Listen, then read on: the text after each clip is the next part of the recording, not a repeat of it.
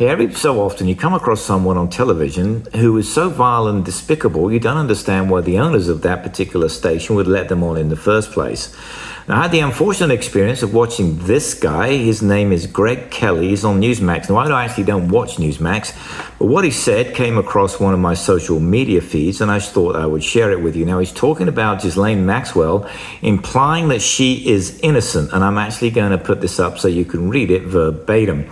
He said, there's something else going on here. It's an injustice. People are horrified when I say that this individual just might be innocent.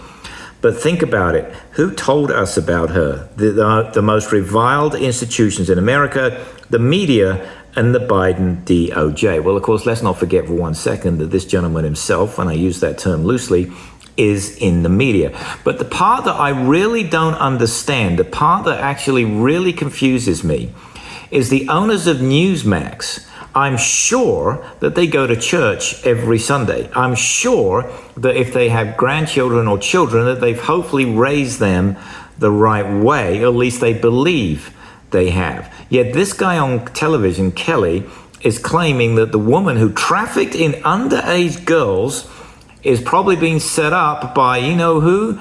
Joe Biden. And I wouldn't be at all surprised if this guy considers himself a Christian. Now, the part I really don't get is how they can actually consider themselves to be a Christian or a good person just because they want to make sure that their hero, the gold-plated moron, Donald Trump, is saying that I had nothing to do with underage children, that being trafficked for sex. Never mind, of course, that one of them came from Mar-a-Lago and Donald Trump said, well, Epstein stole her from me as if she's a piece of property. And then she's the one that actually killed herself. So if you're the owners of Newsmax, I'd love to know how you square the circle. Do you consider yourselves a good people by actually having this guy on television? If you're the producer of this show, how do you consider yourself a good person? I have always been confused by this. People that claim they're Christian or claim to be moral individuals, yet somehow they fail every fucking time.